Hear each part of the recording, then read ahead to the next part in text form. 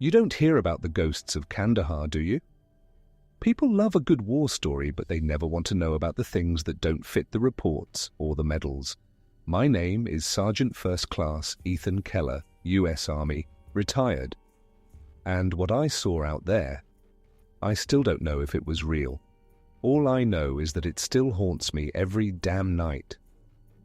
It was 2012. My unit was stationed at FOB Wilson, deep in the Kandahar province of Afghanistan. By then, we were used to the heat, the endless patrols, and the constant tension of IEDs and ambushes. But this mission, it wasn't supposed to be anything out of the ordinary. Just a routine recon in a remote valley that intelligence flagged as potentially suspicious. That's how they always word it, potentially suspicious. Translation, dangerous as hell. I remember the eerie quiet that settled over us the second we entered the valley.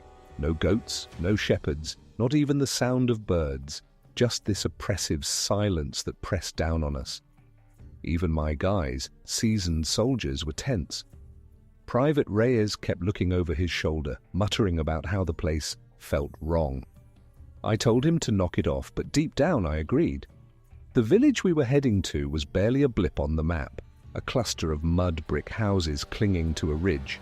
Locals had abandoned it years ago, but as we approached, I started to notice strange things. The first was a faint, whispering sound like wind through the trees, only there were no trees, just barren rocks. The second was the smell, like rotting meat. We chalked it up to a dead animal nearby, but it was enough to set my nerves on edge.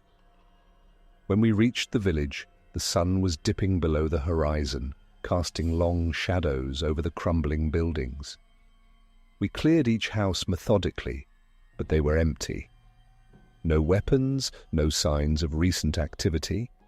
Still, that whispering sound persisted, growing louder and more distinct. It wasn't the wind, it was voices, words we couldn't understand. "Sarge, you hearing this?" Reyes whispered, his face pale. I nodded, gripping my rifle tighter. "Stay sharp. Could be Taliban trying to mess with us." We regrouped in what used to be the village square, a dusty clearing with a stone well at its center. That's when we found it. A set of footprints in the dirt. Barefoot, human, and fresh. They led from the well to the edge of the square, and then stopped. Just stopped. Like whoever, or whatever, made them had vanished into thin air. "No way someone's out here barefoot," muttered Corporal Davis. "Maybe it's one of those ghost stories the locals talk about," Reyes said, forcing a nervous laugh. I told them to knock it off and radioed in our status, but the static was unbearable. No response from base. By now it was pitch dark, and the whispers were back, louder and more insistent. We set up a defensive perimeter, but every one of us was jumpy. Davis swore he saw movement in the shadows. Reyes kept muttering prayers under his breath. And then it happened. A scream, blood-curdling and echoing through the valley. It was Reyes. He was standing by the well, staring down into the blackness. His rifle hung limply at his side, and his face was pale as a ghost. I ran to him, shouting his name, but when I grabbed his shoulder, he turned to me with wide, unseeing eyes and said one word, "Run." Before I could respond, he collapsed. Dead. No wounds, no blood, just dead. I'll never forget the look on his face. It was pure terror. The rest of us panicked. Davis and I dragged Reyes's body into cover, but the whispers were deafening now, echoing in my skull like 1,000 voices. And then I saw them, figures in the shadows just beyond the reach of our flashlights. They didn't move like people, jerky, unnatural. And their eyes, glowing faintly, like embers. "Line 'em up!" I shouted, and Davis opened fire. The rounds tore through the air, but the figures didn't react, they just watched. And then they started to close in. I don't know how we made it out of that village. It's a blur of running, shouting, and gunfire. But by the time we reached the ridge, Davis was gone. 1 second he was behind me, the next, nothing. No scream, no sound, just gone. When I finally stumbled back to the FOB alone, they didn't believe me. They chalked it up to stress, combat fatigue. Hell, I almost believed them until they found Reyes's body. The medics said it looked like his heart had just stopped, like something scared him to death. They never sent anyone else to that village. Officially, it didn't exist, scrubbed from every report. But I can't forget. Those whispers, those figures, they're still with me. Every night I hear them, and every night I see their eyes glowing in the dark. You don't have to believe me. Hell, I barely believe it myself. But if you ever find yourself in a place that feels wrong, trust your gut. Get out. Because there are things out there, things the army can't explain, things that no amount of training can prepare you for. And sometimes, the worst enemy isn't human. They call it routine training, but nothing about that night was routine. It was 2009 and I was stationed at Fort McAllister in Georgia, a quiet historical site surrounded by marshes and dense forest. We'd been running night drills all week, but that night, that was when I learned that history isn't just about dates and places. Sometimes the past doesn't stay buried. It was my 4th year in the army, and by then I'd gotten used to the monotony of drills and field exercises. That evening, I was part of a 6-man squad conducting simulated search and rescue ops in the woods around the fort. We were supposed to navigate through the marshland, locate a mock casualty, and radio in our position. Simple stuff. By 2100 hours, the sun had dipped below the horizon and the forest was pitch black except for the glow of our red-lensed flashlights. The air was thick with humidity and the buzzing of insects was constant. I remember thinking the place felt heavy, like the air itself was pressing down on us. Private Malinsky, our youngest guy, was already spooked. "This place gives me the creeps," he muttered, scanning the trees with his flashlight. "It's just the woods, Malinsky," I said, trying to keep the mood light. "Besides, if anything's out here, it's more afraid of you than you are of it." I was wrong. About an hour into the exercise, we reached a clearing near an old Civil War earthwork, a crumbling mound of dirt and logs that had once been part of the fort's defences. The air felt colder there, and the usual forest sounds had vanished. No bugs, no frogs, just silence. "Something's not right," said Corporal Jenkins, our squad leader. He was a no-nonsense guy, not prone to superstition, but even he looked uneasy. That's when we saw it, a dense black fog creeping through the trees, rolling in like smoke from an invisible fire. It didn't behave like normal fog, though. It moved against the wind, coiling and shifting as if it had a mind of its own. "What the hell is that?" Malinsky whispered, his voice trembling. "Probably just a weather anomaly," Jenkins said, but his tone lacked conviction. The fog closed in fast, swallowing the clearing and reducing visibility to almost nothing. Our radios started crackling with static, and then, faintly, we heard it. Voices. Low, murmuring voices coming from the fog. They weren't speaking English or any language I recognized, just this guttural, rhythmic chanting that sent shivers down my spine. "Stay close," Jenkins ordered. But no sooner had he spoken than the voices grew louder, and a scream tore through the fog. A man's scream, blood-curdling and desperate. "Hendricks!" Jenkins shouted. That was our medic, who'd been walking at the rear of the formation, but when we turned, he was gone. No sign of him, just his dropped flashlight lying in the dirt, its beam cutting uselessly through the blackness. "We need to move!" Jenkins barked, his voice shaking now. But every direction looked the same, just swirling darkness and those damn voices closing in. We stumbled blindly through the fog, trying to find our way back to the fort. Malinsky was crying by this point, muttering prayers under his breath. I can't blame him. My hands were shaking so bad I could barely hold my rifle. That's when we saw them. Figures in the fog. At first, they looked like soldiers, men in tattered uniforms, their faces obscured. But as they stepped closer, I realized they weren't human. Their eyes were empty sockets, their movements jerky and unnatural, like marionettes on invisible strings. "Open fire!" Jenkins screamed, and we did. The night lit up with muzzle flashes, but the figures didn't fall. They didn't even flinch. They just kept coming, their mouths opening in silent, endless screams. Malinsky broke. He dropped his rifle and bolted into the woods. I shouted after him, but he was gone, swallowed by the fog. One by one, the others fell silent. Jenkins, Private Carter, Specialist Reed. It was like the fog itself was consuming them, pulling them into its depths. I could hear their screams fading into the distance, replaced by that chanting, louder and more insistent now. I ran.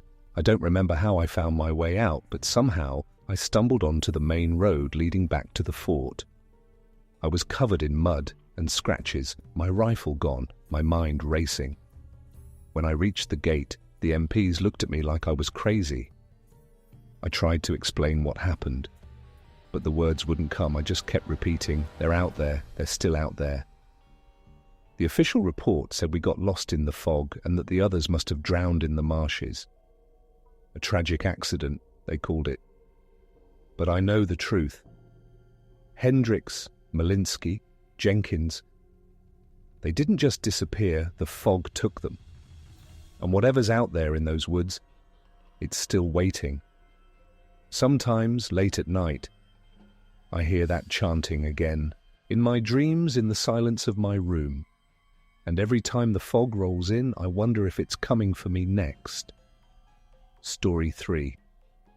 You ever get assigned to a post that just feels wrong? The kind of place where every instinct in your body tells you not to go? That was Outpost 17 for me. And trust me, if I'd known what I was walking into, I would have fought the order with everything I had. But I didn't. And now I'm left with memories I'll never shake. It was 2017, and I was stationed at Fort Carson in Colorado. Nothing fancy, just another cog in the machine, you know. I'd been running logistics for about a year, and I thought I was flying under the radar. But then one morning, my platoon sergeant, Staff Sergeant Hughes, called me into his office. "Keller," he said, leaning back in his chair with that tired, no-nonsense look he always had. "We've got a problem at Outpost 17. I need someone I can trust to pull a shift out there." Outpost 17 was infamous. A remote station deep in the forest used for monitoring communications and occasionally running training scenarios. It was the kind of place soldiers joked about in the barracks, haunted, cursed, whatever. No one wanted to go there. "With all due respect, Sergeant," I said, trying to keep my voice steady, "why me?" He gave me a hard look. "Because you're squared away, and I need someone who won't screw it up. Besides," he added with a faint smirk, "you don't believe in ghost stories, do you?" I didn't say anything. What could I say? Orders were orders. The drive out to Outpost 17 was bad enough. Thick trees loomed on either side of the narrow dirt road, their branches intertwining overhead like a canopy. The further I drove, the quieter it got. No cars, no birds, not even the sound of the wind, just the crunch of tires on gravel. The outpost itself was little more than a concrete bunker with a chain-link fence around it. A single floodlight buzzed weakly overhead, casting long shadows across the cracked pavement. The guy I was relieving, a specialist named Vargas, was already waiting for me when I pulled up. He looked like he hadn't slept in days. "You're the replacement?" he asked, his voice low and shaky. I nodded. "Anything I need to know?" Vargas hesitated, glancing over his shoulder toward the bunker. Just Don't go outside after dark. And if you hear anything weird, ignore it." "Weird like what?" I asked, but he was already climbing into his truck. "You'll find out," he muttered before peeling out, leaving me alone with the bunker and the encroaching woods. I tried to settle in, but the place had a vibe I couldn't shake. The bunker was cold and damp, the walls lined with outdated equipment that hummed and clicked like they were alive. My only job was to monitor the comms and report any unusual activity. Simple enough, right? The first few hours were uneventful, but as the sun dipped below the treetops, I started to notice things. Strange noises outside, branches snapping, leaves rustling, but every time I checked the security cameras, there was nothing there. Around midnight, the lights flickered. It wasn't a total blackout, just a brief stutter, but it was enough to set my nerves on edge. Then the radios started acting up. Static at first, followed by faint whispers. I thought maybe it was interference or some kind of prank, but the whispers, they sounded close, like they were coming from inside the room. I told myself it was just the wind, just the equipment, just my imagination. But then around 200, I heard it. A knock. 3 sharp raps on the steel door leading outside. I froze. No one was supposed to be out here. I grabbed my rifle and checked the cameras again. Nothing. Just darkness and that damn buzzing floodlight. The knock came again, louder this time. "Who's there?" I shouted, my voice echoing in the empty bunker. No response, just silence. Then, as I stood there, the door handle started to rattle, like someone was trying to force it open. I don't know what possessed me to open the door, but I did. Maybe I thought it was Vargas messing with me, or maybe I just needed to prove to myself that there was nothing there. The door swung open, and I was met with nothing. Just the empty yard, the fence, and the trees beyond. But then I saw it. A figure standing at the edge of the floodlight's reach. It was humanoid, but wrong. Too tall, its limbs unnaturally long. Its face was pale, featureless, like a mask. I raised my rifle, my heart pounding. "Identify yourself!" I shouted. The figure didn't move, it just stood there, staring, or at least, I think it was staring. Then it took a step forward, and I swear to God it didn't walk. It floated. I fired. The muzzle flash lit up the yard, and the sound was deafening in the stillness. But when the light faded, the figure was gone. I slammed the door shut and locked it, backing away with my rifle still raised. The whispers started again, louder this time, coming from every direction. They were inside the bunker, circling me, taunting me. Then the lights went out completely. When the relief team arrived the next morning, they found me sitting in the corner of the bunker, clutching my rifle. I tried to explain what happened, but they just looked at me like I was crazy. "Must have been the wind," one of them said, shaking his head. But it wasn't the wind.